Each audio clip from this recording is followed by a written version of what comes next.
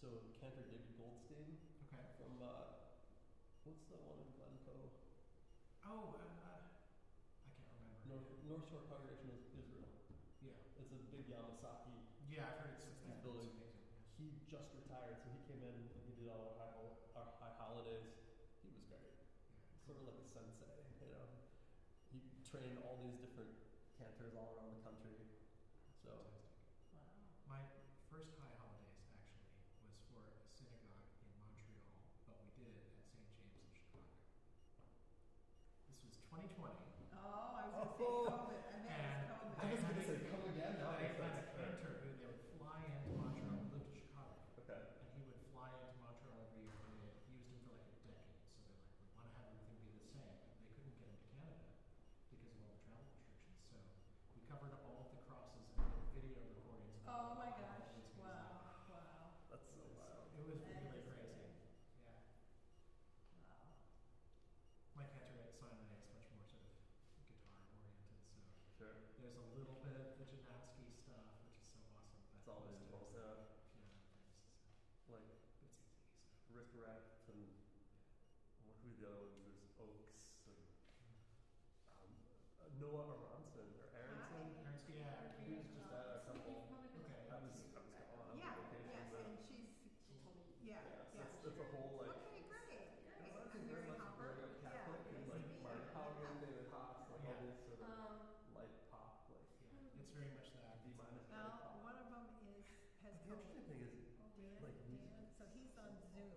He's going to be on Zoom. Suddenly the cantor will be like, Yes, "Can I have Rebecca a wrote minute?" to us and just told us And it that. will be something high holidays where it's Sean, Dan, is it where it's Dan? like, okay, you got to calculate. That is a half diminished second chord. Like, what's this? What's going on? I feel like I owe you my life. You know? Just ever since the summer. You know? Yeah. This is my advisor. Oh, So she okay. did. Former advisor. Yeah. She also graduated. No, but it was a fun project. Good, yeah. So thank you. Good. How are you doing? I'm doing great. Yeah. Life is really nice right now. Yeah? Oh, good. Good. Well, How about you? at least it's somebody. Okay. Yeah. I just made the drive. Yeah. Oh, just now. Yeah. And I was just about finished. I said, how do I do this every week? Yeah. What was I doing? Did you do that every week? Almost every single week. Okay. How long the drives? How long? 3 hours. Yeah, I chickened out. I was supposed to go to Detroit the other week, and I chickened out. I was like, that's too much. In my mind, it's 4 hours. But, It could be. I think it's supposed to be. it's It's 3 hours. I'm Heather Reed. Stephen Buzar. Bizarre, is that So Rebecca told me you were doing like 15-minute talks, and then okay. Do you have an order in mind? She gave us a list of questions in order. Yeah. I don't know if it would be interesting to speak to each point sequentially, so you compare and contrast. I've got kind of a. You've got to run I've got a shtick. a talk, yeah. Yeah. Okay. Yeah. Maybe, but my talk doesn't like go through those. So maybe when we get into panel discussion, Yeah. Yeah. Sure. that could be. Maybe you should go last so you can answer the question. You can. Yeah. I don't Oh yeah, and then if you want to bounce it to us, we can. Yeah. Sure. Yeah. Yeah. I think it's So smart. should we go in this? Sure. Well, you're more. Do you want to start with more traditional or weird? No. I mean, I don't know. It's Yeah. Whatever you'd like. I'm happy to go whatever. Sure. Let's do I'm Spy. Alright. Sounds good. Oh, but he's going to talk too, though, right? Hi, I'm Daniel. I'm Heather. Sorry, you can just have to crouch here. I'm just subbing in for Rebecca Molloy. Oh, you can't hear? Yeah, here we go. So you probably do want to hear, right? Yeah, I'm Heather Reed, so I'm chairing the panel today, so subbing in for Rebecca. Let's see. So are you gonna give a full, like a talk, like a 15-minute talk? Like others? Okay. Wonder how we'll set up the sound for that. There's somebody in here doing it. We could put the mic close to him. Yeah, can you try speaking a bit and we'll see if the mic picks you up? Here comes Rob. Okay, so you're doing okay. Is that going to be our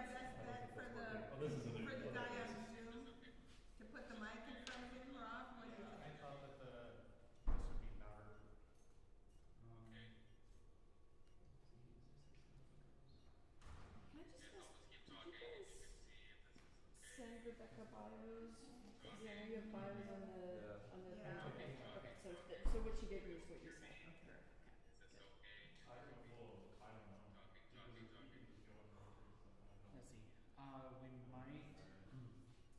Is it possible for if we give you the link, then whenever we get to his section, maybe we could put him up there? Sure. I think it might be good because this is an old machine for me to be connected to power it up. I mean, So let me get my plug. We love technology, don't we? and I'm just student. So it's also so much. While they're fussing with that, Daniel, do you have a preference in terms of order? Maybe third? Would that be? Maybe let's put you third. That's okay.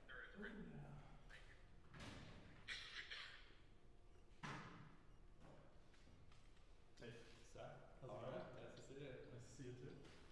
Not loud enough. No. We're gonna put him So- on my machine.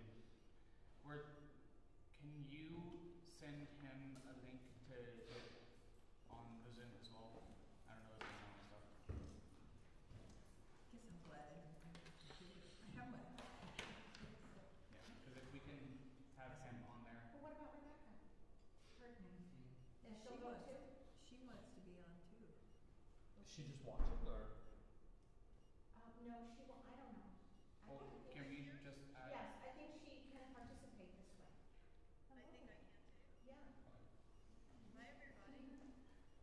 Hi, Rebecca. It's good to meet you. Good to meet you too. Sorry I can't be there.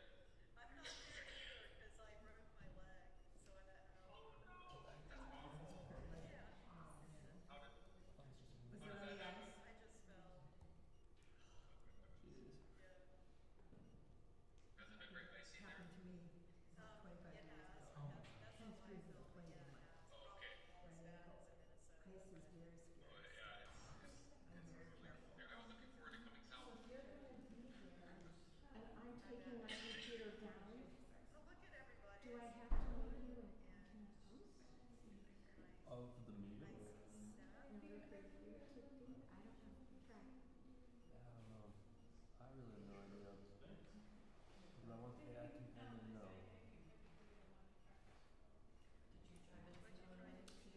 I'm trying to switch it.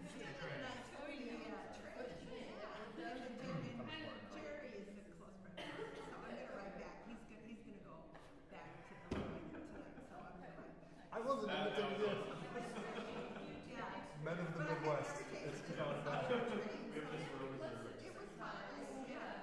But I had to get there. We live in the western suburbs, so I just Yeah, I'm getting there now.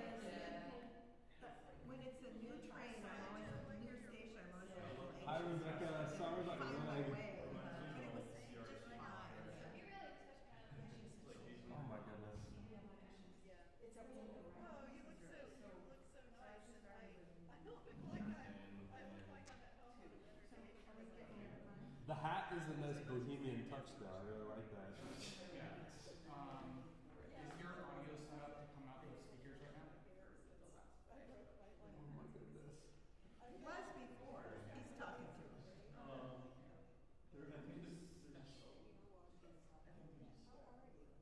I'm okay. How are you?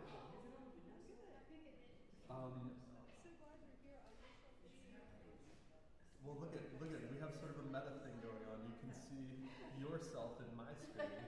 I can see myself multiple. Look at that. That's crazy. And I could see Seth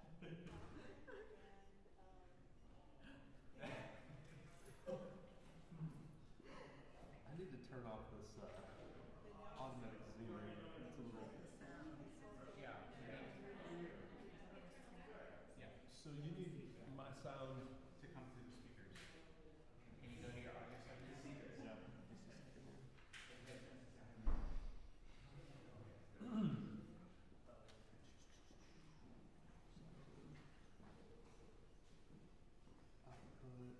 It's currently set to the airplay. Yeah.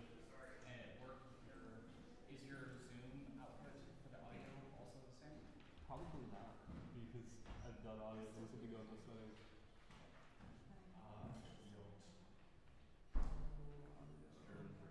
Yeah, there you go. Yep. Same as probably sit on that side. Would later in the day celebrate on the white box? Yes, I'll talk. Can you hear me talk? Hi, everybody. That's the Perfect. keep this. Do you have an extension by chance? Yeah, go say hi. Hello, Grace. Yeah. How are you? Good to see you. Hi. Good to see you. I know. I'm tanner than you. You are. How is your year of like vastly interesting creative projects going, It's good to Joe? see you, Michael. Alright. So, Joe, Can you guys hear me? talking to you. Everybody can hear you. It's nice to meet you, man. I've heard a lot about you. She asked me a Oh, question. thank you. It's nice to meet you too. Even virtually. She's talking to Daniel, I think. Oh, Yeah, but I was talking to you too, but you didn't hear me. I'm sorry. I was just saying how's your evening. I had virtual and physically present humans. I understand. Coming in from both sides. Yeah, we'll figure out a way. And my cat is joining us as well. That's awesome. Yeah, she's right here with me.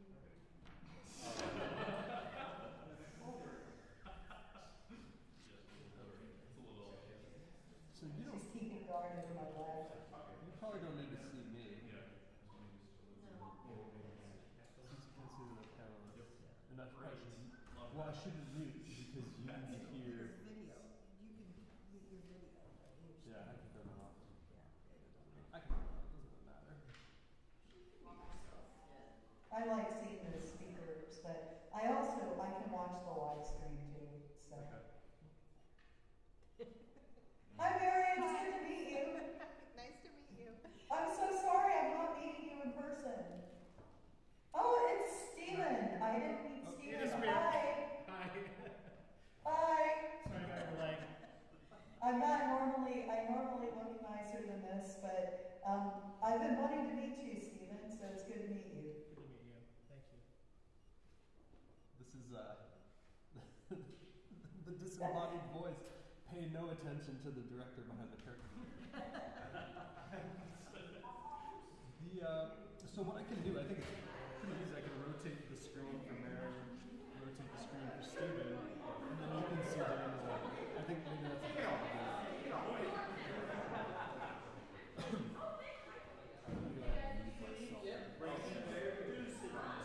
Actually, no, you need to hear what you're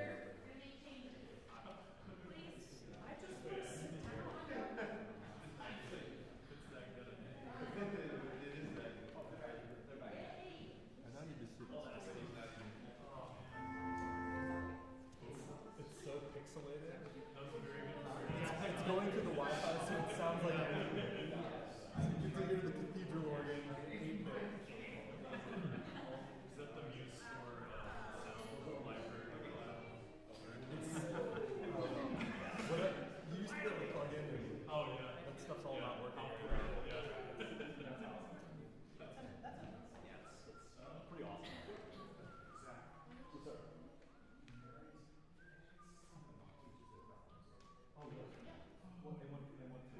Joe, why is there this delay? Like, why do I hear what you just said a minute ago? Townsend? Marty Townsend? I don't know. There's a lot of turnover during COVID. This is not connected through a wire. It is a wireless connection, so that could explain it. Took it But away. you also seem to be nodding and saying let's try this. Oh, no, you know what? I can fix that. I have the live stream on. There's a delay. I thought I created the sound and I didn't. Oh, so we're live. We're streaming right now. All right. Hello, anyone who's watching this? I know a couple of my choir members are watching, so there you go.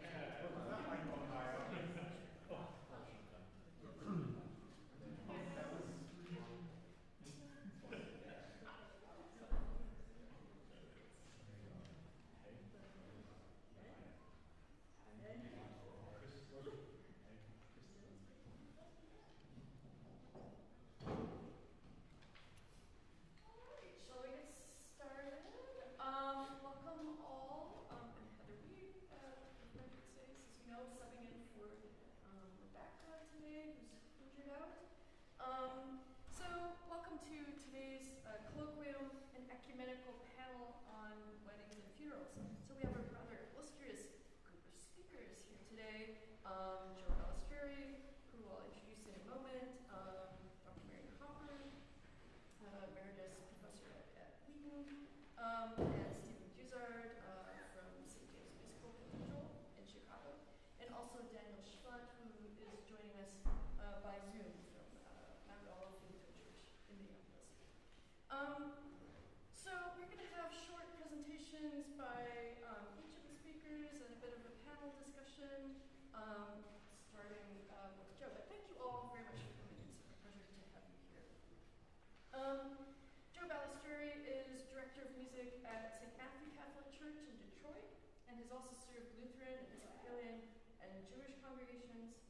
As an organist, he's been recognized for especially moving performances by the American Organist magazine and impressive technique and bristling enthusiasm, should we come imagine, by the Dear Basin magazine. As a choral conductor, Joe has been a festival conductor and clinician in the USA and in Italy, leading choirs in collaborative work with respected American University choirs and his esteemed chapel choir. Joe, as many of you know, recently earned a DMA from SMND with a concentration in organ. His thesis, Gregorian chant at the keyboard, is the first major English language study of the late 19th and early 20th century chant accompaniment treatises from France and Belgium. Welcome back, Joe. Thank you, Professor Weed, and thank you, everybody. It's good to see many familiar faces. It's also great to see some new faces, so it's a pleasure to be back home here at Notre Dame. My role on the ecumenical panel is to talk about the Catholic side of things, so I'm going to first go over some general principles about mostly weddings, a little bit about funerals, talk about some best practices I've learned over my career, then I'm going to show you a resource that I created out of need and out of an attempt to synthesize these principles and make things more efficient and make my life a little easier in my last major job, which was 10 years at the Cathedral and Archdiocese, at the Archdiocese of Detroit. So let's get started. When I was a boy, my dad loved to pound into his sons the following line: "The root of all human conflict is unfulfilled expectations." And that stuck like glue with me. And when you think about all the different conflicts we see in life, it's very true. It's all about expectations, it's all about whether they're met or not, and it's about how we move forward from there. Roman Catholic weddings and funerals, and weddings in particular, are ripe points of potential conflict between a family and the church because of divergent expectations of the purpose of the ritual and the role of music in it. Let's look at both sides. First, the family. Weddings and funerals have developed an expectation of being sort of a choose-your-own adventure in a lot of different places. A lot of this is because there's been a major diminishment over the past 50 years in regular Sunday Mass attendance, so people aren't as familiar with the liturgical principles that were taken for granted for many, many years. Another factor is the increase in media, TV, social media, and the portrayal of weddings and funerals on TV and in the movies. Two quick little anecdotal stories. The first one is, I can't tell you how many times early in my career I'd hear things about the sand ceremony. This was a popular thing in the 70s in the Midwest in a lot of Catholic churches, where you would have, the groom would have red sand and the bride would have blue sand, and at a certain moment in the liturgy they'd mix the sands and create, I don't know what colors I said, I don't remember, whatever that mixture of colors would be. Brown. We'll just say brown. So, where does that come from? Is that part of Christian tradition in any way? I don't really know.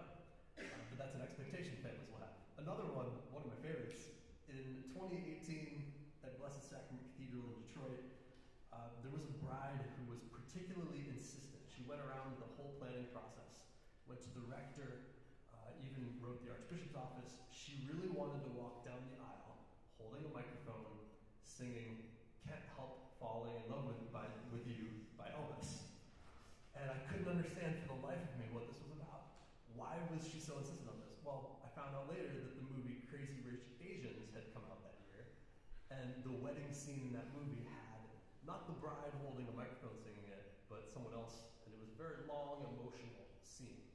So there's this expectation for folks who maybe aren't churched, and if you work in a big urban type of a church, a lot of times you're going to have a lot of folks who don't go to church regularly and have a very different expectation than what you're used to and what you were trained in, both here and by your clergy. Meanwhile, we have what the church says. I'm a Notre Dame grad now. My boss in Detroit, the director of liturgy, had his master's in liturgy from here. And I remember hearing one of the professors here say this too. We don't plan liturgy, we prepare liturgy. I think it's either an Aidan Kavanaugh or a Bob Taft quote. The church planned it for us. It's already planned. Our job is to take the rich sediment of tradition and texts and animate them, and to pastorally apply what we know about the principles. It's a praxis thing. It's theory and tradition meeting reality. The liturgy is universal. It's communal. It's oriented toward God. The liturgy is our participation in God's way of sharing grace with us. God's economy of grace, you could say. The sacramental economy.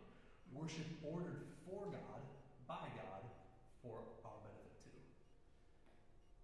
Ergo, therefore, when it comes to preparing liturgy, there are fixed purposes to the liturgy. There are fixed rituals, there are fixed texts. There are things that we have to do and things that we can't do. Sing to the Lord, 2007 USCCB document number 217 says, while the celebration of marriage concerns the spouses and their families, it is not only a private matter. Since their consent is given in the presence of the church, the celebration of marriage is governed by the appropriate liturgical norms. If you dig further, you go into the number 29 of the Order of Celebrating Matrimony, which is the ritual book for weddings. On a Sunday, an Advent, Lent, or Easter, in a day within the Easter octave, on a solemnity, or even the solemnity of a place, you have to celebrate that Mass. The music will be penitential for a Lenten Saturday afternoon or Sunday wedding. And this was a problem we ran into in the cathedral, where can we have flowers? How reserved are the flowers going to be? What's the music going to be? Do I use mixtures and reeds on a Lenten Sunday? When really, should I be using much organ at all, based on the church's idea of just supporting singing? And there are more quotes from Sing to the Lord. I'm not going to get into all that right now. We'll move forward. But the key is, even in a wedding liturgy, even a liturgy that isn't Mass, all sacraments celebrate the Paschal mystery. That's our entry into the death and resurrection of Jesus. So, music needs to reflect that. It can't just be walking down the aisle with the mic in your hand. But I can't help falling in love with you. So, the Roman Missal gives 4 sets of antiphons and prayers. It gives 4 prefaces. It says that the first one you can mix and match them. The Roman Gradual, starting on page 645, has a variety of wonderful chant options that can also be used as a basis for choosing music based on those texts. Okay, that's general principles. Let's go to best practices. Number 1, start with thinking with the mind and heart of the church about the wedding liturgy and its music. Again, liturgies are all public. They're participation in the Paschal mystery. It's the worship of God and the reception of grace.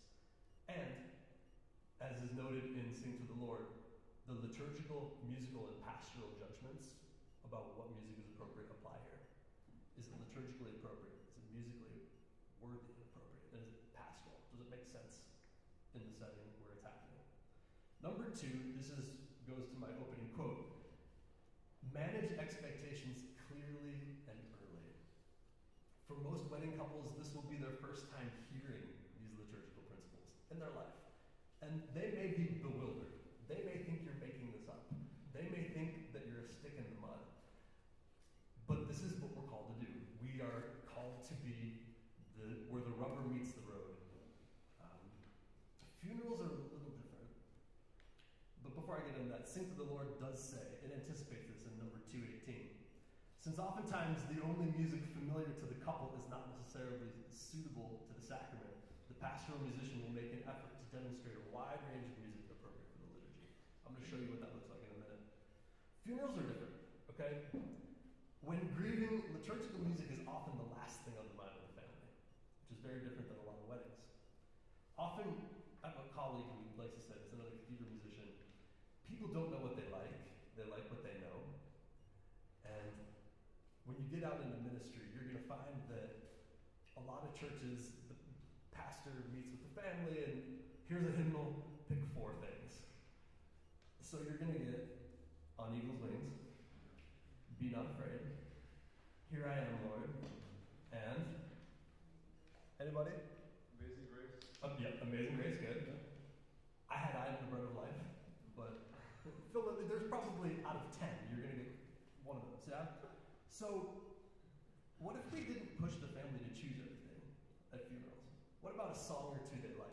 Give them the option. If they want to choose it all, great. But why do we push it? And this just goes into a little slight tangent, a pet peeve of mine. Funeral music in the Catholic tradition, if you look at the antiphons, is all about praying for the dead. We have, in the United States, really gotten into such a single-minded focus on comfort music for funerals, and music that talks about the resurrection, which is, these things are very important. But there is a necessary thing. When you think about things matching, when you listen to the orations of the priest, and the music is completely, and they all pray for the dead. They all pray for the dead. And the music doesn't at all. There's something not quite congruent there. So the Requiem chants pray for the dead, right? There are great settings of them in English too. Shouldn't the prayer orientation of our music match the prayer orientation of the gradual, which in turn matches the prayer orientation of the missal? Caveat. A grieving family is in no position to receive a liturgical education. It's not the time and place. That's when you create your policies, when you create whatever form you're going to use for people to fill out. Consider that we don't need to push families to choose hymns all the time, right? They can choose what they want, and we can fill in the rest with the church's venerable tradition. Number 3 in best practices, be consistent. I learned this the hard way at the cathedral. When I was a child, there was a book called If You Give a Mouse a Cookie. Does anyone remember this? If you give a mouse a cookie, they'll ask for a glass of milk. I allowed one couple to have a violinist who wasn't part of our employed team at the cathedral. We had a quartet that worked there regularly. And 5 years later, when somebody else tried to bring a different violinist, and I said no, she said, oh, well, this bride in 2013 had this violinist. She somehow knew. I don't know how that happened, but people talk, especially brides talk. They compare notes. So be consistent. Again, an unfulfilled expectation can happen if you're not consistent. Sing to the Lord talks about policies. Policies should be flexible, but they should be clear, and they need to be communicated early as a normal part of the preparation. I'm going to show you a website in just a minute here that we created at the cathedral when people, before they even booked the cathedral for a wedding, they knew what our music policies were. And our music policies were quoted straight out of Sing to the Lord and the Order of Celebrating Matrimony. Be clear. All right, number 4. Where I work now, St. Matthew's Church, 200 parishioners, big beautiful building, but everyone comes there intentionally, and a lot of them come for the music. When we have one of our half dozen weddings a year, most of them say, pick whatever you want, and can we have the scola? So that's very different than the cathedral, where it's more of a civic center. And in the cathedral, we had 100 weddings a year. My position was consolidated at one point. I took on full-time diocesan responsibility with the cathedral full-time. I couldn't meet with 100 couples. So I created a website. I'm going to show you this real quick. And this is something that you might consider doing if you're in like a cathedral-type setting, or any large church where efficiency and consistency are important. So take a look at this. The first thing you see is the general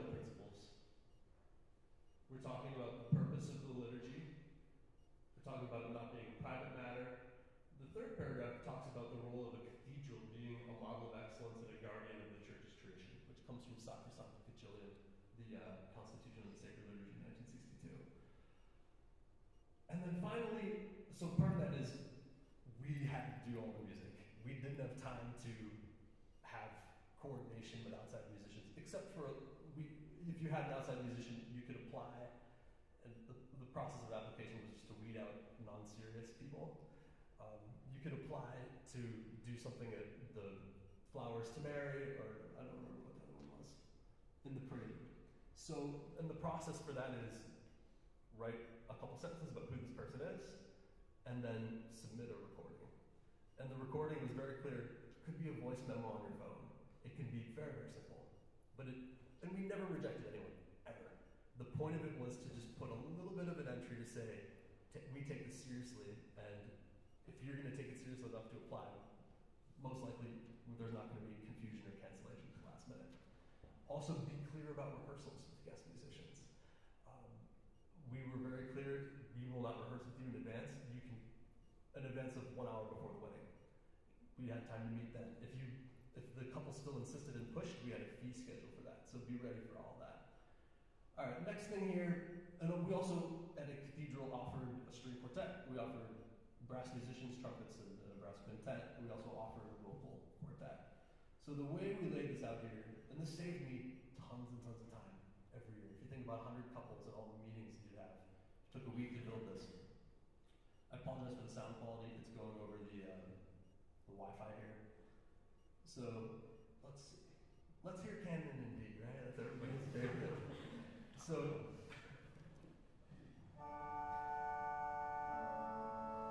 sounds like an 8-bit video game, doesn't it?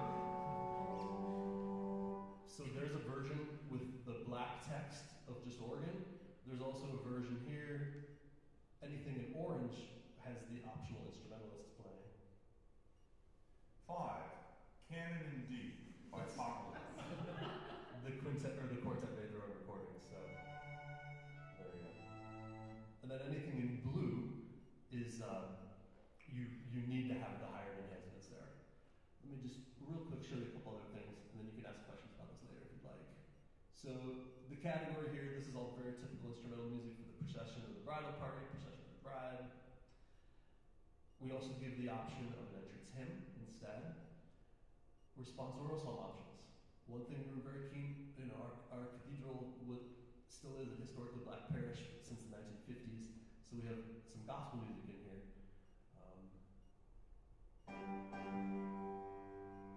The Lord is kind and merciful. And there's a chant version, etc., etc. One thing I just want to show you here, we've got the vocal quartet. Let's see here. So notice for communion, we also give the proper Gregorian antiphon. So if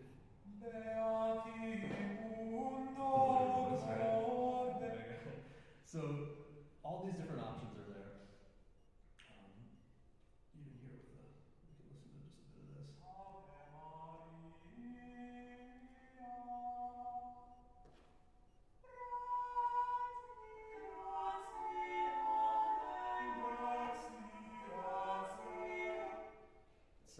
So we don't have time for me to show you the form they would get, but they're emailed a link, they click it, and it's a Google form.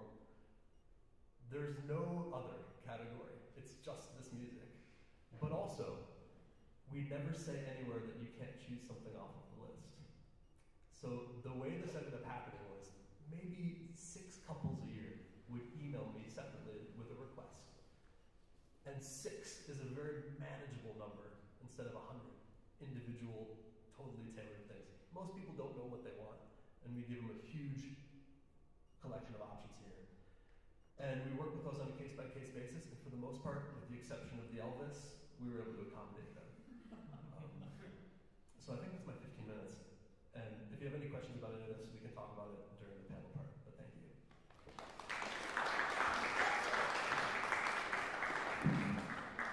I'll introduce you quickly. Our second speaker is Dr. Mary Hopper, who is Minister of Music at Ecumenical Presbyterian Church in Warrenville, Illinois. She was Professor of Choral Music and Director of Performance Studies at the College Conservatory of Music.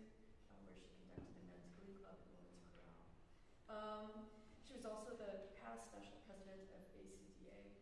Her research and publications have dealt with repertoire and women's choirs, and projects have included a recording with the Wheaton College Women's Chorale of Music for Women's Voices by Black composers titled Lead Gently, Lord. In 2014, finally, Illinois ACDA awarded Dr. Hauer the Harold A. Decker Award in recognition and appreciation of the significant contribution she's made to choral music. Thank you for reading us. Thank you.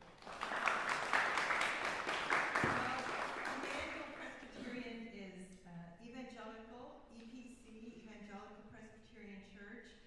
Probably different in tradition than a lot of the other churches you're going to hear from today. We are fairly small, under 300 probably on a Sunday morning, but have a pretty active music department. We're reformed in tradition, and we lean more towards a traditional style of music, but a wide variety of music. We have a pipe organ and a beautiful grand piano. I do use guitar. We do not have a drum set. That's kind of where I draw the line. But our music, as unusual for a lot of Presbyterian or Protestant churches, we're in the back. We have a balcony because we feel like we don't want to be up front and be performing. I serve as minister of music. I've been there maybe 25 years, and it's a part-time position. You should know that I'm primarily a choral conductor who also plays the organ. That is different than most of the people I have run into are organists who then are also choral conductors. I can play a good service, but I can't play the vidor very well. So that's just how I want to say. But I'm the only organist right now in our congregation. We have several really fine pianists, and I use them quite a bit in the service. Fee, I think you have a handout of our fee structure, which we give to people who want to use the church or have a wedding. It's probably not as much as some of these other folks get. I normally get $300. I do not have a bench fee. If they want to bring somebody else in to play, I'm very happy about that. So, but I'm happy to play also. We have more and more interest in live streaming for weddings and funerals. So it's actually, my husband is the sound tech, so he gets more than I do sometimes when we're working at a wedding together. Just want to highlight a few of the things that we tell people that we give them for planning a wedding. We want your wedding to be a memorable day full of joy and delight as you embark on a life of loving commitment to each other. The facilities of Ecumenical Presbyterian Church are dedicated to the worship of God and the fellowship of His people, and we consider holy matrimony as a blessed event to take place in this holy place. We suggest that couples participate in at least 5 sessions of premarital counseling prior to a marriage. I'm a little envious of the Catholic Church and all your good words that have to go. Church furnishings, decorations, and brochures must remain in location. This just came up recently. We have several really fine artists, and we have an artist who did a 16-foot quilted mural of the Nativity. We used Jessie tree with it. It was beautiful, colorful. We had a bride. We just had a wedding in January, and she did not want it up, and we couldn't let her take it down because it was too fragile.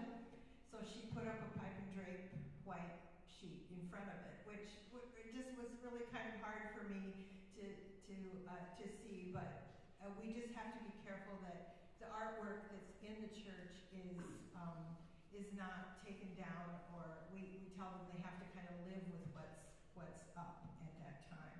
We don't use an aisle runner. I didn't know this until I read this, as they're a tripping hazard, because I don't know. Photography allowed, but there's no photography or videography on or near the chancel during the ceremony. We try to keep that out of the way. No rice or confetti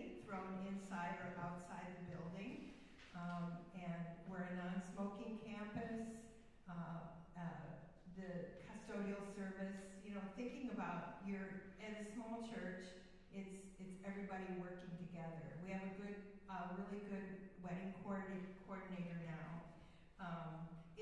It's customary to obtain the approval of Emmanuel's lead pastor if another minister is to perform the wedding or a funeral at Emmanuel. So there's really not too much formal. We do not have a list of specific guidelines or pieces that are to be used. Both our pastor and I meet with the families and listen to their requests, suggest things, and try to come up with mutual expectation. I've played for weddings for over 50 years, and some of my music has marks from my first organ teacher in 1969. So I still am using some of that music, and I've seen a great change in weddings in the Protestant church over these 50 years. Most of the weddings I played for early in my career were simple weddings at the church with a cake reception in the basement, and that doesn't happen anymore. The weddings have become quite large, extravagant affairs. And we've had fewer weddings recently in the church as more young people, I think he alluded to this, that Joe alluded to this, that people are choosing to get married at a venue outside of the church. Having been a choral conductor at a Christian college for 40 years, over 40 years, I've been invited to a lot of weddings. Most recently, the two weddings that I attended, they were both hour drives for me. One was at a campground out in the country, and one was at a garden center out in the country.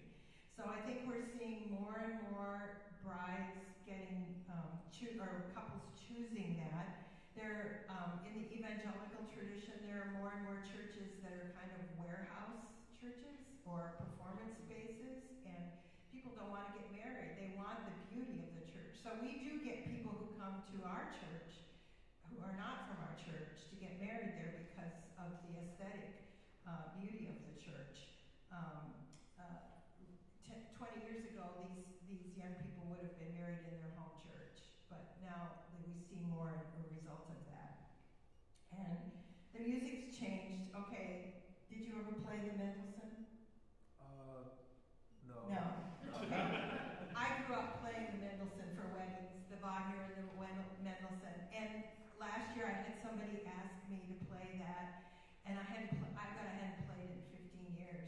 I dug it out, and I thought, well, I'd be able to, and my fingers just went right to it. It was like, okay, I've played this. I grew up playing this. So, but, you know, it used to be there were those traditional things that everybody just expected at a wedding, and it's very different.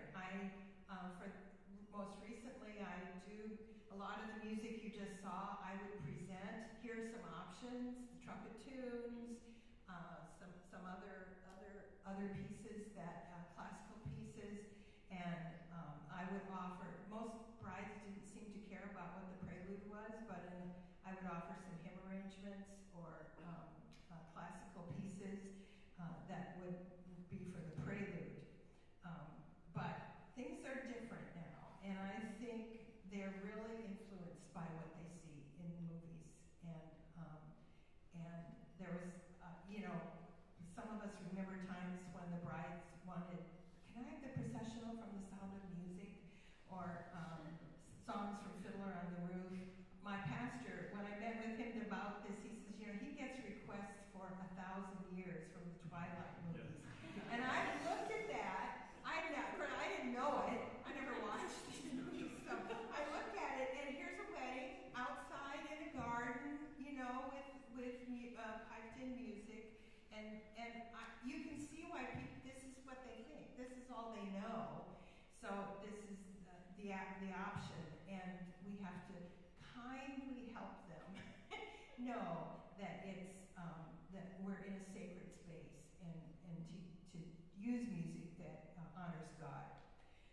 We seem to have two tracks. We have people who grew up in the church, and others who are coming to use our church.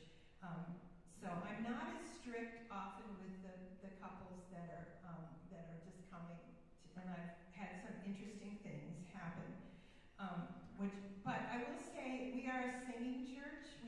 hymns a lot, and almost all the brides that or the couples that have gotten married have requested a hymn or two to be sung. Most common are Great is Thy Faithfulness and Be Thou My Vision. Those are the two that I bet that are asked most often.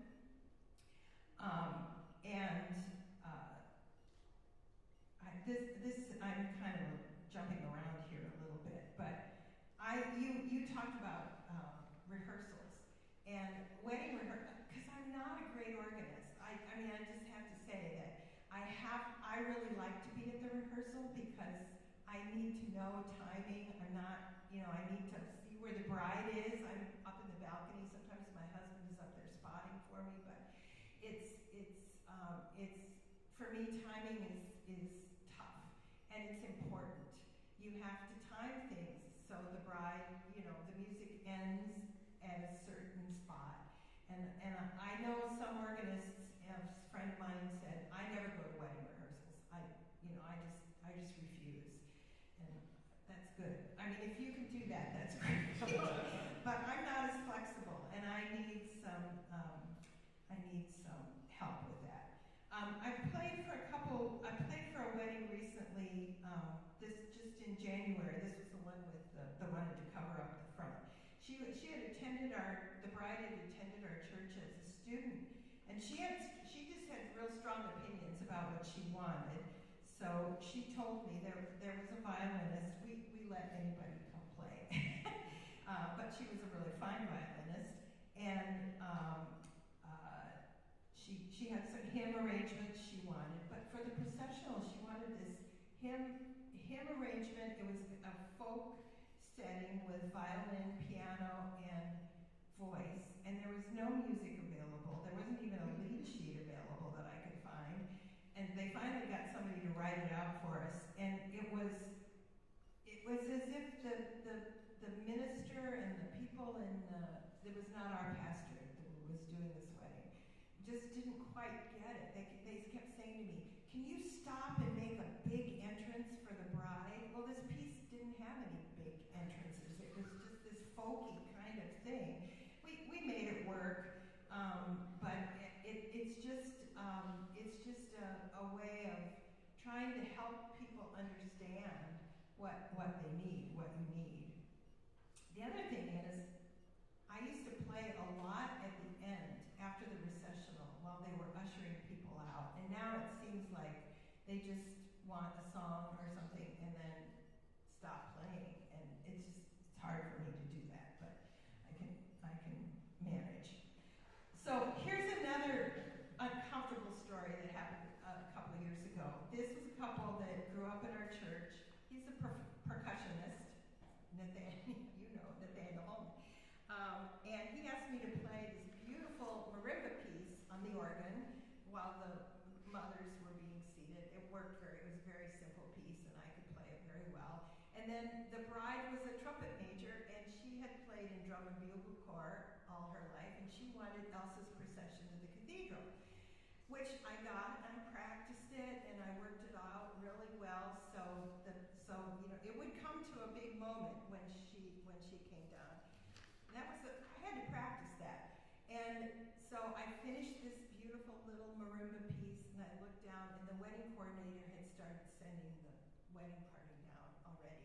And so all my practicing of timing for the Wagner went out the window. I had to kind of scramble and figure out, okay, where are we? Maybe there's 2 more bridesmaids, and then I have to get to the end. So it's a wedding coordinator too that has to know what's happening. It's interesting that on your list you mentioned entrance hymns. Have you used those very many? I'd say 5% of couples chose Yeah. it. So I was going to say, I've never seen this except at my own wedding. And we also got married in December. We're an Episcopal church. We got married after Christmas because we wanted to decorate the church. And had a procession of Praise My Soul, the King of Heaven, with the choir and the clergy, and we came in at the end. And I've suggested this so many times, and nobody takes me up on it. But I think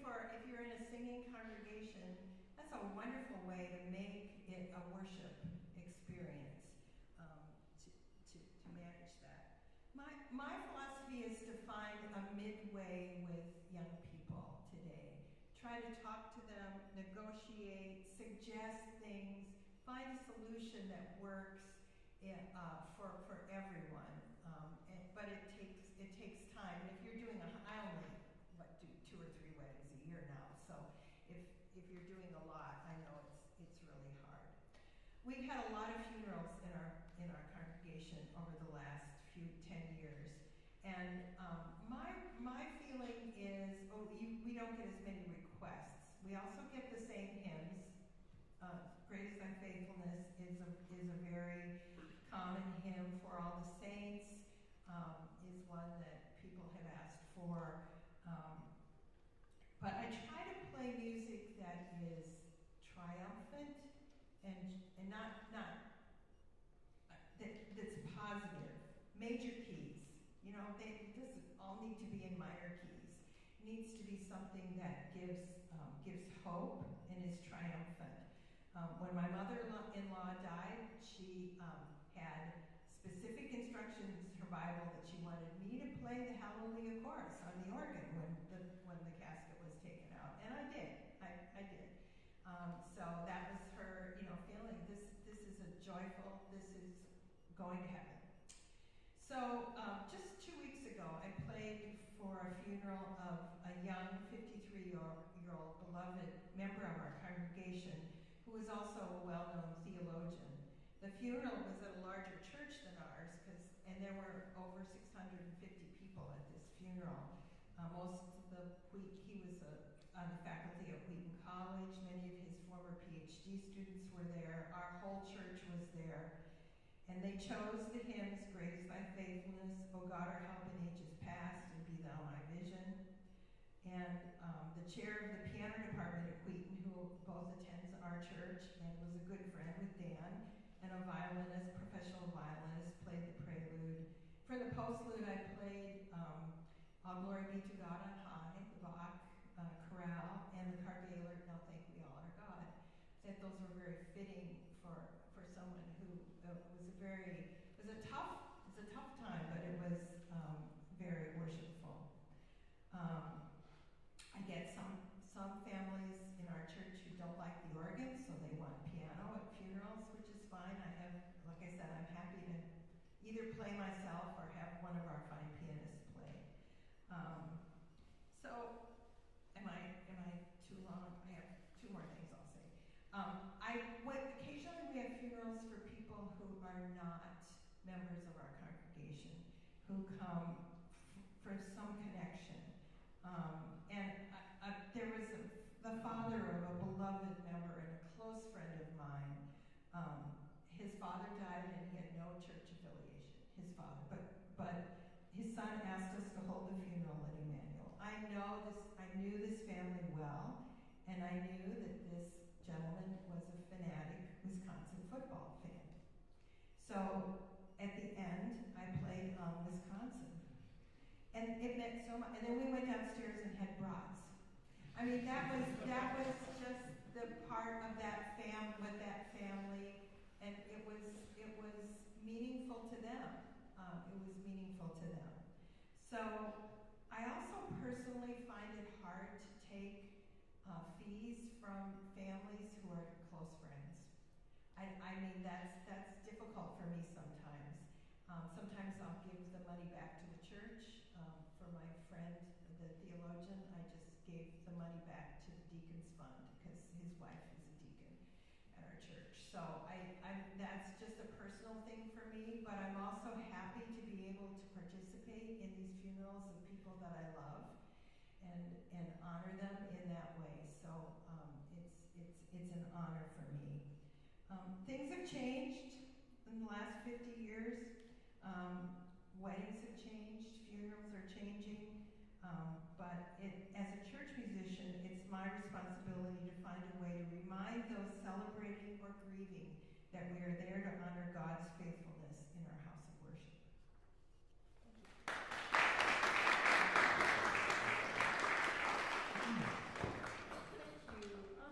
Next, over Zoom we have Daniel Schwant, probably Schwant, I got that over here, was installed as cantor of Mount Olive Lutheran Church in Minneapolis in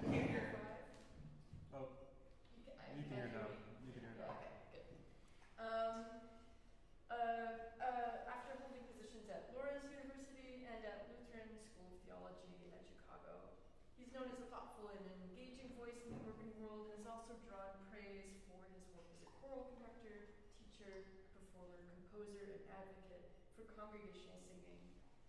He received his DMA from SMND in 2023 with the thesis A Responsibility to God and Man, the Life and Organ Words of David N. Johnson. Thank you.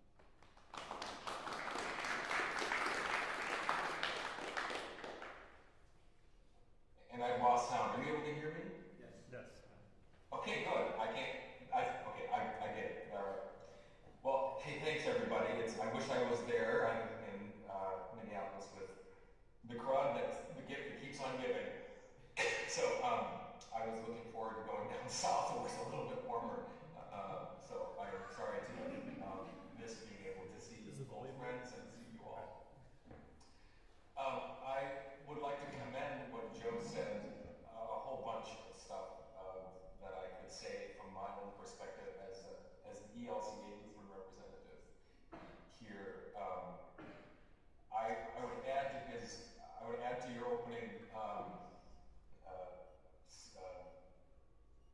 quote or story, Joe, that this is from the former Synod Bishop of the Metropolitan Chicago Synod, Wayne Miller, always said that his role as bishop was keeping the level of disappointment at an acceptable level. And I think there's some real wisdom and brilliance in that, and then I think that's a lot of what we're called to in this role. My current calling is as the cantor of Mount Olive Lutheran here in Minneapolis, and for organ and church music nerds, you'll know that was the place where Paul Mons spent most of his life and time and work, and succeeded by two other large Lutheran names, Mark Zigio and most recently my predecessor, David Sherwin. So I step into very large shoes here, and a tradition that is rooted in a particular and very unique kind of Lutheran expression, and is not at all typical of any other really kind of Lutheran church, whether it's Missouri Synod, Wisconsin Synod, or certainly ELCA. It is a musically weird church. They have committed themselves to a very formal, rich liturgical life, which I think one could say within two of the major streams of Americanism, Missouri Synod and ELCA, there is a vast swath of what you would get if you were to walk into any Lutheran church in North America, all the way from an evangelical style informal liturgy to very high Anglo-Catholic style as well. Mount Olive regularly uses incense, which is unusual for when you think of Lutherans. The other thing that they're known for is congregational hymn singing. They can sing anything, literally anything, and I can put a Bach chorale harmonization in front of them and they will sing, the whole congregation.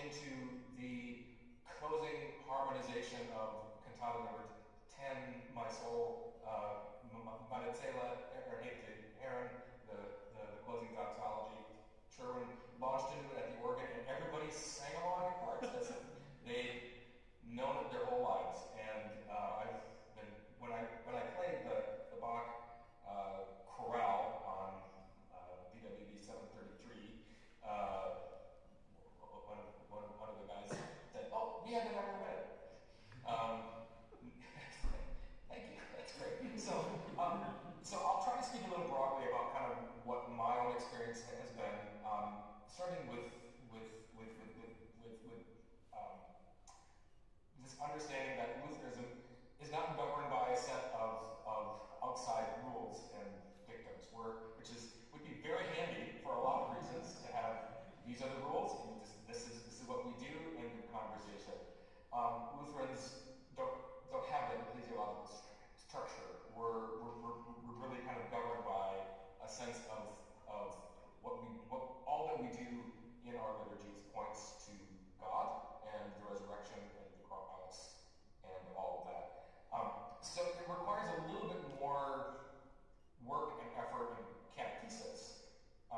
In my congregation, that catechesis has been going on for years, such that if somebody comes to our place and wants to get married, they're there for a particular reason. They understand these unspoken rules that they would never dream of having. What was the Elvis song? I can't help loving you. You don't go to Mahal to do that. So I think it speaks to the strength of a culture that a community brings. And not that my church culture is any better than anybody else's, but that to understand who you serve, that there are unspoken rules, and some of them are stronger than others. And to be able to be aware of that, I think is a huge skill. If most places there probably aren't a lot of hard and fast rules, so to determine what it is and how it is that you communicate those things is helpful. Our Lutheran understanding of a wedding liturgy is a rite is that it is a rite, and Martin Luther would say that it's a baptism, it's an extension of baptism. That entering into marriage is a vocation of two people that are coming into covenant with each other. But Luther would also say, under the two kingdoms theory, that this also has a practical aspect too. The state has something to say as well. This is a contract, and so there are certain times when, okay, this is what we're doing here is also a civic affair as well. Even though it's not mentioned, I mentioned that just under that Lutheran understanding sees that in that way. I think it's clear, or it's important to share with couples and catechize throughout the life of the parish that a wedding liturgy is where the promises of God are acclaimed, the promises of the couple are acclaimed, and the promises of the assembly are proclaimed. These three sets of promises are set out, and then surrounding those promises, everything should be pointing to what those are. So, therefore, doing something that would be kind of outside of the norm of what you and I would probably understand to be a liturgy is just it doesn't really happen, or the question wouldn't even be raised, So I think if we're clear about what the purpose is, the discussions about what may or may not be done become stronger. I often talk with some of the couples that I've dealt with in the past that there's no shame in liking what you like. I remember Kramer always saying that here at Notre Dame about whether you like a Skinner or whether you like a Fritz or you like Mean Tone or you whatever. Yeah, he would just say, hey, like what you like. I don't care what you like. Like what you like. So in that regard, there is no shame in saying, I think that idea that you have bride X would be great at your reception. To not say like, you don't do that. This is not how we handle this. This is not what we do in church. But to say, oh, that's lovely. Your ideas are great. But maybe think about it this way. So I think that's where the pastoral dimension of being a decent human being sometimes it's overlooked when we talk about laying down rules and items. So I want to affirm that sense of don't be in the business of shaming somebody. For funeral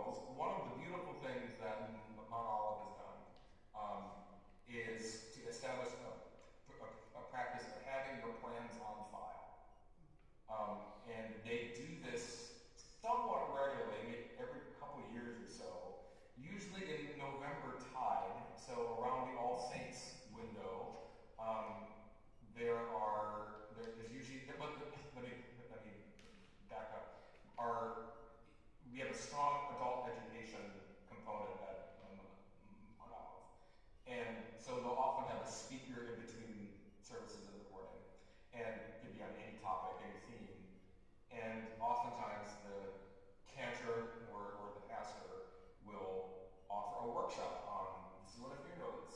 Do you have your plans? Do you want to update your plans? And to be able to talk very honestly and frankly.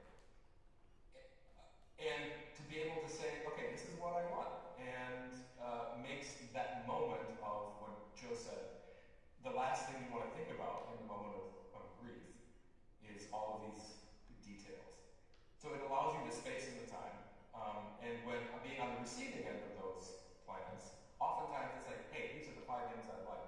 You put them where you want, do with them as you may, listen to my ideas or not. You know, that's how we work with these plans. And that's related to scripture readings, if there's special personnel, family members that need to be involved in a particular liturgy, as well as music and hymns. It's a great help. And I think that's something that any denomination, church could certainly explore, of having something just on file. I think the beautiful aspect of it is that it lays claim, or it allows the church at times not in the moment of panic and grief to own death as what it is, and to name it, and to not be afraid of it. I mean, I've done my own planning. It is a bit humbling to write down, basically I wrote down, no stupid stuff. Don't do dumb things. Nothing dumb. But it is humbling. Like, if the church can't talk about death, then the church has no business talking about resurrection. So I think if we can name that and help people through that, I think it's a very important gift that those of us who lead and minister at the church can offer folks. For some practical suggestions, I wrote down here some of these ideas that came as I was listening to both of you already. If we all have our horror stories. I played a funeral once. This was at another church, wasn't my own church, and that they wanted a bagpiper. Bagpipers are the bane. They can be a surprise. Like, a bagpiper just shows up at a funeral. Know that bagpipes do not play at the same pitch in any way close to standard modern pitch at 440. So if they expect you to play with a bagpiper, just say, thank you for your ministry, play outside. That was one little story I wanted to pass on. One of the other aspects is sometimes trying to say no while being pastoral, but sometimes you can say yes to things that require maybe a little bit of thought and provide a great deal of comfort and pastoral care. And of course, you probably couldn't get away with this in many places, but within the context where I was at the time, there was a relatively young man who had died, and he was the baseball god of my hometown. He ran Legion baseball, coached everybody and their brother in ball. And the congregation, or the family, wanted to take me up to the ball game at the service. And we're like, well, we're not going to do the 7th inning stretch in the middle of this Lutheran service. And the pastor, of all people, said, hold on a second, I've got an idea. And he was a gifted homilist, and he worked it into his homily that going through this man's life and how he lived his life and the things that were important to him, his faith, his identity, his vocation, all that, and then got to a certain point in his life and said, and now it's the 7th inning stretch. And Art did this, and we all stood up and we sang, take him to the ballgame. I don't think it was sacrilegious in any way, but it was a pastoral moment of joy and comfort in the midst of a funeral of someone whose life was cut short. So I lift it up not as an example of what you could do, but as sometimes it's okay. Sometimes it's okay. The gods are not going to come and prevent you doing. I think all of us have our stories like that. There's one funeral or one wedding in Chicago, where I worked at Southside Chicago, where the bride had not even entered the building by the time the hour of the service was, and that's when I learned culturally where I was in a predominantly African American church at the time, that you can list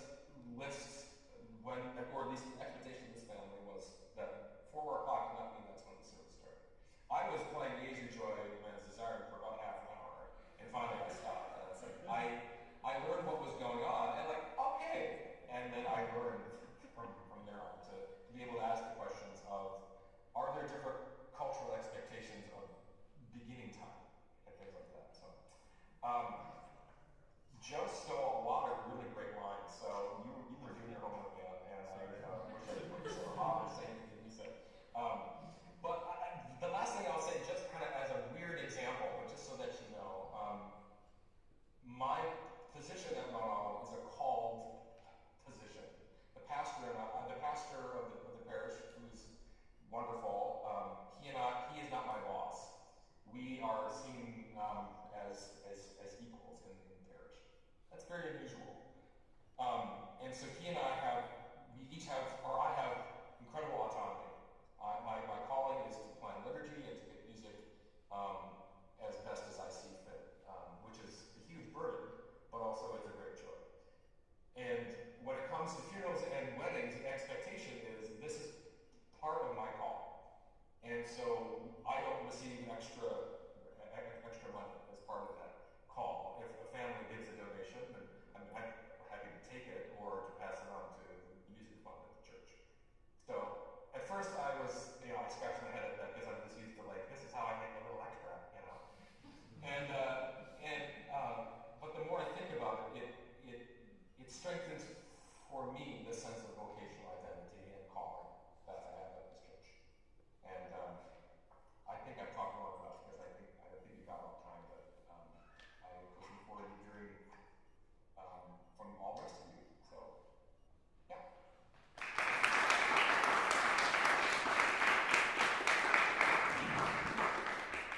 Great, thank you so much. Our final speaker is Stephen Buzard. He's organist and choir master at St. James Episcopal Cathedral in Chicago, where he has, among other things, founded a chorister program for boys and girls and an organ scholarship to train the next generation of church musicians. Stephen is a graduate of Westminster Choir College and Yale University Institute of Sacred Music. His career was highlighted in the 2019 book, The Making of an Organ Virtuoso. He was a winner of the Arthur Poister competition and is a frequent recitalist. Thank you.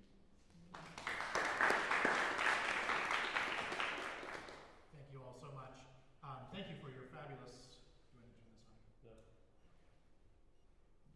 Thank you for what you all have said. It's really hard to add anything to this tremendous wisdom that you've already heard today.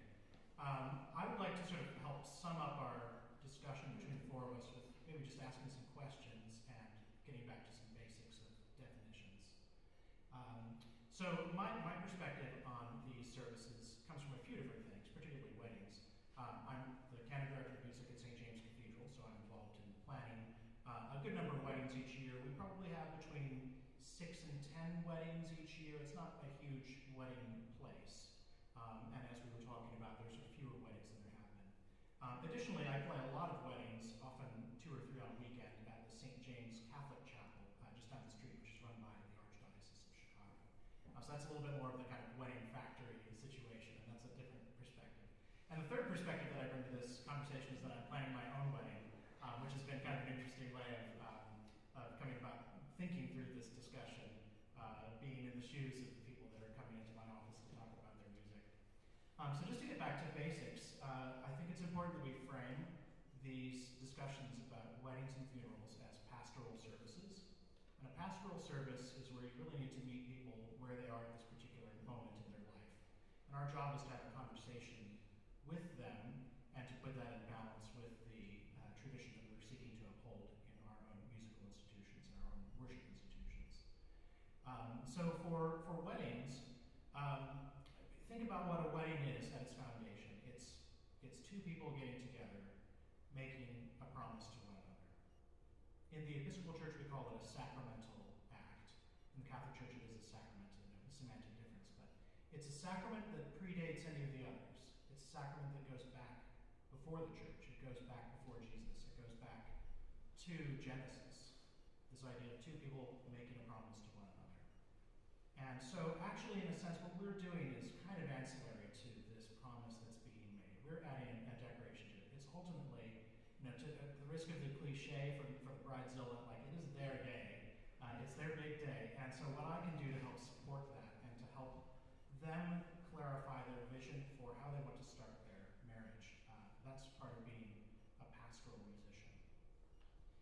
Similarly for funerals, in this pastoral circumstance, we're meeting people at a very raw time in their lives. I think that what Dan said about creating funeral plans is spot on. I have a drawer in my desk that has a bunch of funeral plans, and it feels like a morbid thing to do the first few times you have that discussion, but once you get beyond the initial awkwardness of that, it's actually really comforting to have that on hand. And there have been a couple of times when someone has passed away and I can pull it out, and sometimes the family doesn't even know that they have these requests for music, but I'm able to show them. Well, I talked with Tom, a couple of years ago, and here's what he told me about his funeral plans. So having that preparation is really good, because if you meet people in that raw moment, it's often really hard to make those sorts of decisions. So by that token, as a pastoral service, with weddings, I feel like just to stir the pot here, I feel like my job is to help the couple see the vision that they want to have for their wedding, and not necessarily to uphold the usual rigor of music that I strive for at St. James. So to that end, in part because we have fewer weddings per year, we have a wedding interest form, but we don't put the wedding music online. I will send out some suggestions to the couple in advance, but I always request that we have a meeting in person. A lot of folks, they're planning a wedding, they're really busy, they want to do it over Zoom, they want to do it over the phone, whatever, but I ask them to come in person. It's usually on a Sunday after church, and we actually sit down and have the discussion. And so I'll send them these requests, these selections that they can choose from in advance. It's got 7 or 8 processionals, various things. Very similar to yours, I have links to recordings so that they can hear what it sounds like. And most of the time they want something off of that list. I would say 9 times out of 10, they actually just kind of want me to choose the music for them, because I know as someone getting married, there are a lot of choices to make, and if you can delegate any of those, it's awesome. So that is fantastic. Sometimes folks come in and they want music that's way more esoteric than the usual, because they've decided they're going to get married at a downtown Episcopal cathedral. My church was where Leo Sowerby was the director of music for 35 years, and this bride had done her homework, and she wanted all music of Leo Sowerby. I was like, absolutely, that sounds great. My deal is I build into the fee structure that if there's an additional amount of music that I need to learn, or if it's not something that I have in my repertoire, that I have to bill them for an extra fee, so they understand that. And then on the other side, sometimes there are requests that are not what we would usually do, secular music, that kind of thing. And my guidelines for that are the music within the context of the liturgy, i.e. between the opening acclamation and the dismissal. That needs to be of a sacred nature. So any texts in particular that are sung during that time must be of a sacred nature, and that's something that we really can't budge on. If they want to have something that's of a secular nature, that's the purpose of the voluntary center before and after. And actually, is there anything more or less secular about a prelude and fugue versus a song or whatever? Like, that is also a secular piece of music. So to me, that's a good way to help sort of steer that, so that they see there's a framework of a liturgy, and between these things, between these two goalposts, that's where the music really must be of a sort of sacred quality. Another thing that I always talk with couples about is the aesthetics of the space. As someone who's planning a wedding, I'm very much attuned to aesthetics and aesthetic continuity. If they've come to St. James Cathedral in downtown Chicago, and they've seen the ornate stenciling, if anyone's been there, it's the most over-the-top Victorian Gothic building ever. And they've seen this very traditional-looking space. If you talk about it as aesthetics, they're going to want music that matches that sense of traditionalism too, generally. They're coming there, especially if it's an outside couple, not a parishioner couple, they're coming for that sense of it being kind of an old Chicago wedding, of it being a cathedral wedding. And so sometimes I'll say, well, that's great music, but here's music that might suit our space a little bit better, might feel a little bit more grand, and they usually are happy to go along with that. Again, having this conversation in person, I find, is really, really helpful, because even over Zoom, they can't quite get the sort of, body language and whatever, but just speaking across the desk in a very casual way, we can often come to an agreement on these things. And then if they have something that they feel really strongly about, and actually I find this comes up more in funerals than in weddings, and it just feels like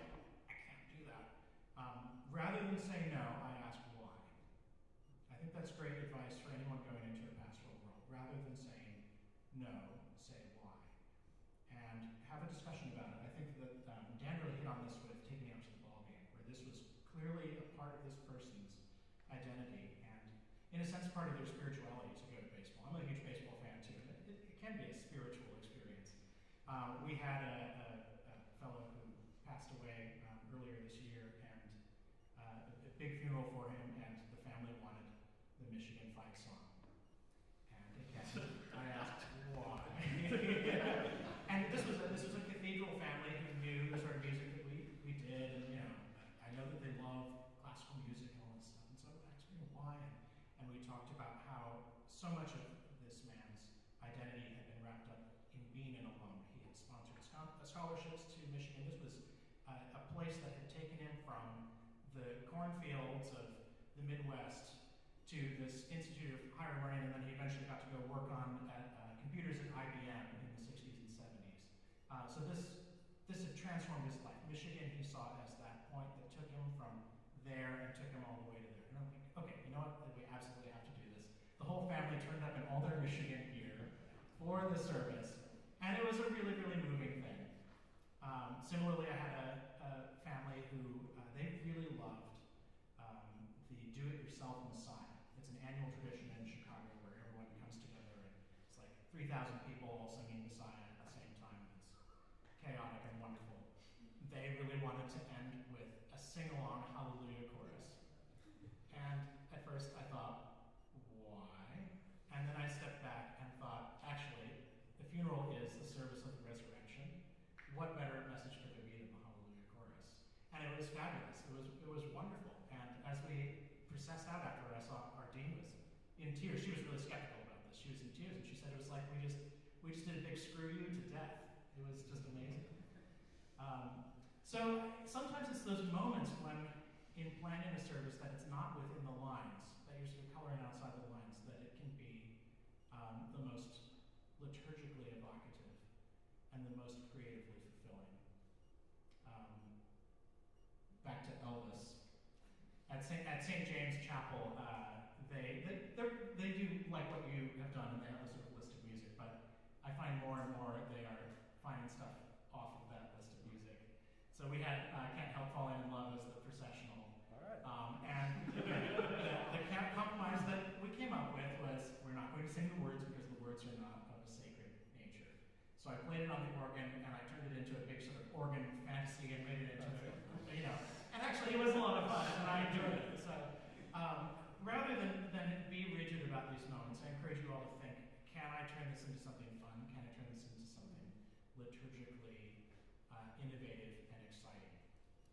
So just to add that to stir the pot a little bit, there's often a way that can be creative that will make everybody happy in the situation. And just bear in mind that it's a pastoral service, and that it's about meeting these people in this occasion that they need you. Just in terms of the sort of nitty-gritty, there are a few things that they had asked for us to talk about.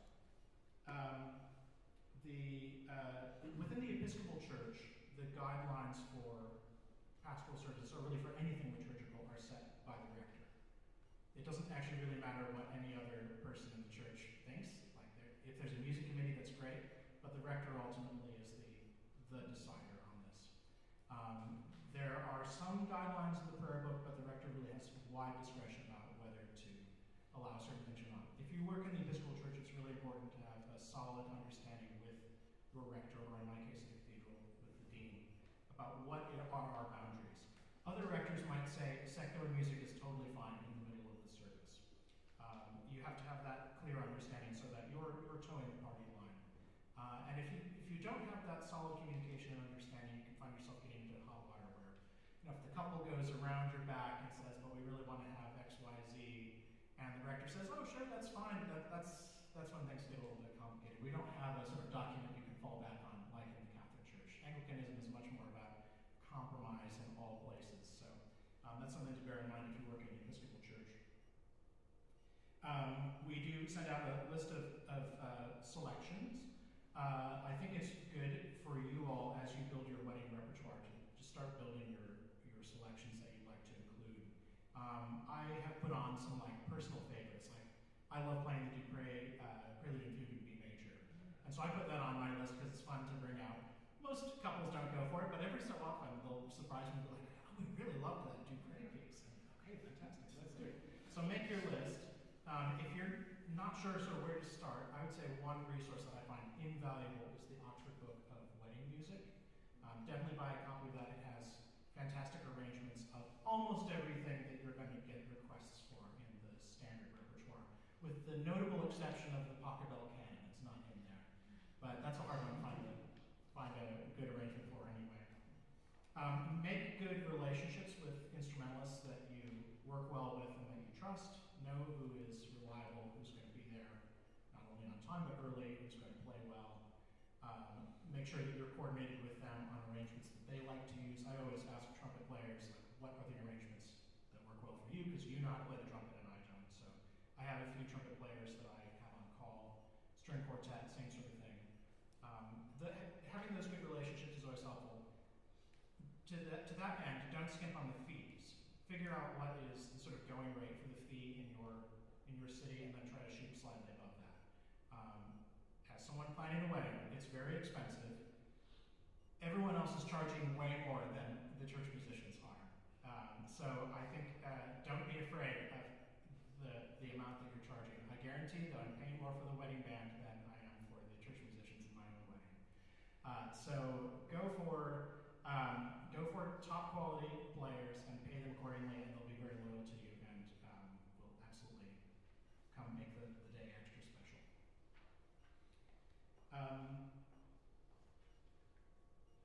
And I think just one final thought is to think about taking any of those sort of weird off-the-wall suggestions and incorporating them in like voluntaries before or after the services. Rather than like insisting on this would be a good thing for the reception or whatever. See if you can really meet them where they are and come back into the service like that. I think maybe this is a good time to shift over into questions. I'll leave it to you as to how you want to play. Yeah, exactly. I think if you don't mind, obviously you should discuss amongst yourselves as you like, but I think it might be good to open it up to general discussion and questions. Any questions?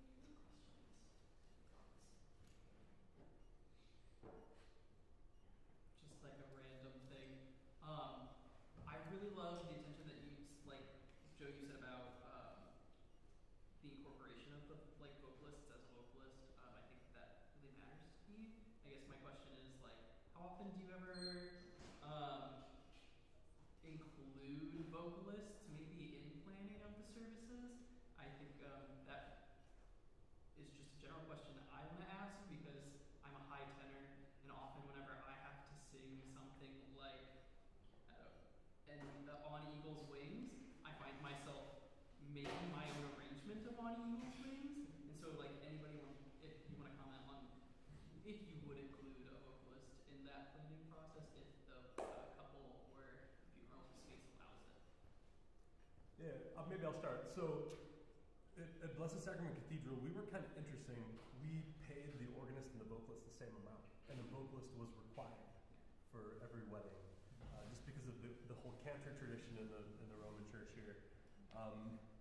So generally, the singers were just assigned, but we would make the singer assignments based on the repertoire chosen usually. So the singers themselves, we had eight paid singers. They would look through the list, and everything was in a Google Doc because it was submitted through the form.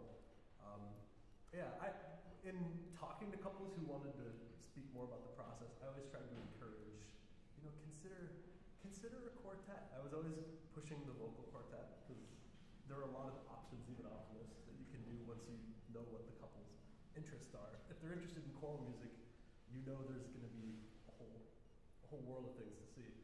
I think that's where I'd start with that. Yeah, similarly at St. James Chapel, a vocalist is always required because they do the responsorial songs and stuff like that. We've not done that at the cathedral, but I've been pushing for that to become a standard practice. If a congregation wants a hymn at a wedding, for example, I always request that they book one of our singers because we have to sort of guarantee that someone is going to carry the tune, and it's also it's good money for them. It's a good way to build loyalty with your paid singers to have this extra income opportunity. If I could say just one little thing about this. So we had 100 weddings a year there. but we only had one mass a weekend, and we had no weekday call, so only one call a week for the professional singers. And the fee for the weddings and even for the funerals is significantly higher than that call. So the way we structured the program to be attractive to local singers was really based on that ministry, that service to what you call pastoral services. So that was always a big part of the planning and the way we structure things. Just to check, Dan, can you hear us all right? Yes. Okay. If you speak slowly. Okay, so you can hear the questions. You can hear the questions. I'm sorry. Yes, I did. In most of my situations, we've not done paid singers kind of on staff. It's usually been, hey, if you could find a vocalist, that'd be great. Sure. So I've not really included them. I've also used singers of if a couple has somebody that they would like to sing. That's a little harder because you can get anybody, and I've gotten myself into trouble with saying yes to that in the past. At Mahal, we've not done a wedding yet there.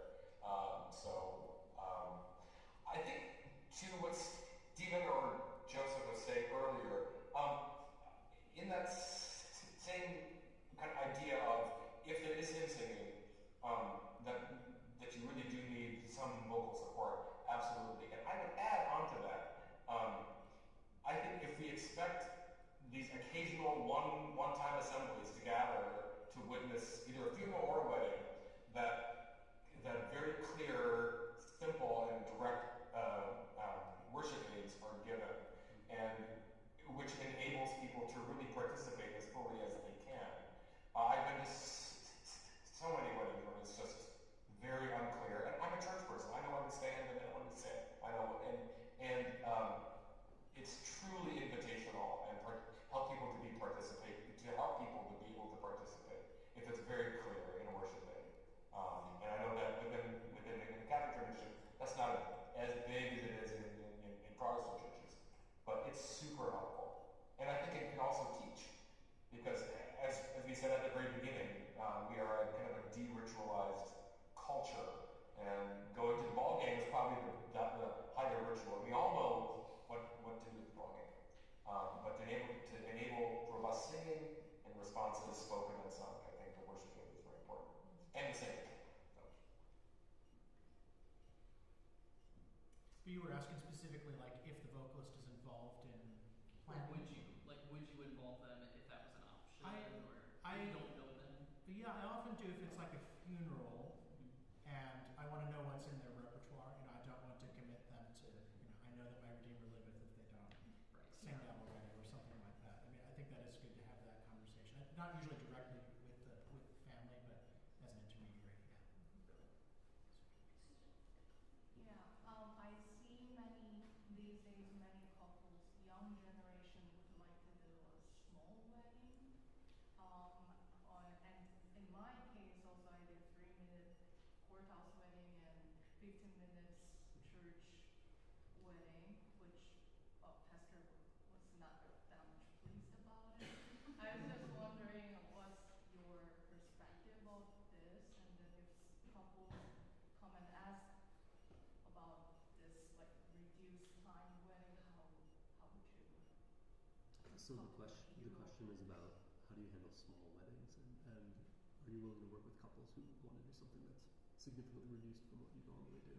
I think that really depends on the denomination and the church. I mean, in these liturgical churches, there is a set form. If you're going to more of a free church or Protestant church that doesn't have the liturgical form, it's probably easier there to do that. But I think the churches that have the liturgy, it's important to do that in that church. Yeah, from the Catholic perspective, the ministers of the sacrament of marriage are the couple. And in terms of music, the only thing that's required for music is the voice. So, and really, technically, there doesn't have to be music at a wedding mass. So, at least the way the liturgical documents speak of it, it's ideal, but it can be really, really flexible and be scaled. Just to speak broadly as a church musician, the most beautiful service, I still stand by this today, even after all kinds of great experiences in my career so far. The most beautiful liturgy I ever participated in was a funeral at a little inner city parish in Detroit on the east side. And it was the funeral of a veteran from the VA hospital who had converted to Catholicism 6 months before he died. There were 4 people at his funeral, plus me and the priest. And hearing his story, the story of this guy's life, after his conversion, he went around in his wheelchair, and his ministry was to just visit the other vets. And he made all these new friends, and I mean, there's something in the simplicity that we can really find. We can find God, we can find beauty, we can find each other. That's beautiful. Similarly, in the Episcopal Church, actually, the wedding liturgy is very short. The idea of doing a mass with the marriage is actually quite modern. That's more of an Anglo-Catholic thing from the revival in the early 20th century. Earlier in Anglicanism, you would never have done Eucharist with a wedding. So the actual liturgy is quite short, and we have a number of small weddings that we do in our little chapel at St. James Cathedral that can be 10 or 15 minutes long, because it's essentially just the declaration of consent, the vows, and some prayers. So it can take all shapes and sizes. I've played for some weddings like that, particularly if it's a couple within the church. Like we did a young adults group wedding at St. James, where the young adults group threw the wedding for this sweet couple. They were getting married right before one of them was being deployed. So we did it very in-house. It was just 20 people. Obviously, I didn't take a fee for that one. And those can actually be the most special services when you don't have all the hubbub and all the expensive wedding planners. That's actually just about them. I would concur with both of you on that. Some of the most beautiful services have been the small ones. I would go back to this notion of depending again on your parish, of offering a couple, say it's an older couple, it's a second marriage or later wed couple, that are vitally part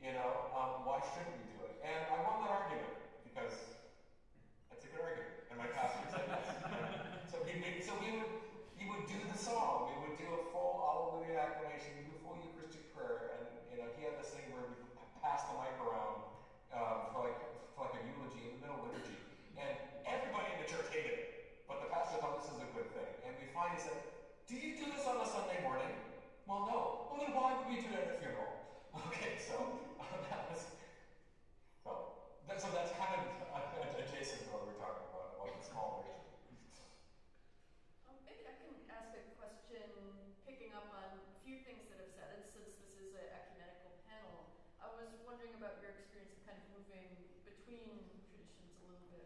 For instance, like working with mixed tradition couples or families who are not familiar with the tradition that the service is in, or yourself kind of playing within traditions that are not that familiar to you. I wondered if you could speak to that kind of ecumenical aspect. I've played and conducted at many denominations, not except Catholic, but I was married in an Episcopal church, was OC there, Baptist, Free Church, Presbyterian, Lutheran. So I bring, I mean, I would feel comfortable going into any place and participating. The mixed liturgy, I don't know if you want to. Yeah, I would say almost all of our weddings at St. James are of different denominations between the couple. Quite often we have one of the couple is Catholic and the other is Baptist, and so Episcopal is kind of in the middle. I would say most of the time, like the bride's family is Episcopalian and the groom's family is agnostic about what church they get married in, and so they default to the bride. So often we have one reading from a different faith tradition, if it's cross faith. We've gone so far as to actually have an Armenian ceremony in the cathedral, and that's one where I deferred to their musician because I was like, I'm not going to get into this, but because the Episcopal Church is in full communion with the Armenian Orthodox Church, we had an Armenian service celebrated in the cathedral last spring. So we do all sorts of things. Part of being a cathedral that I think is a little bit different, that's worth bearing in mind in your own careers, is that you stand at the threshold between sacred and secular space.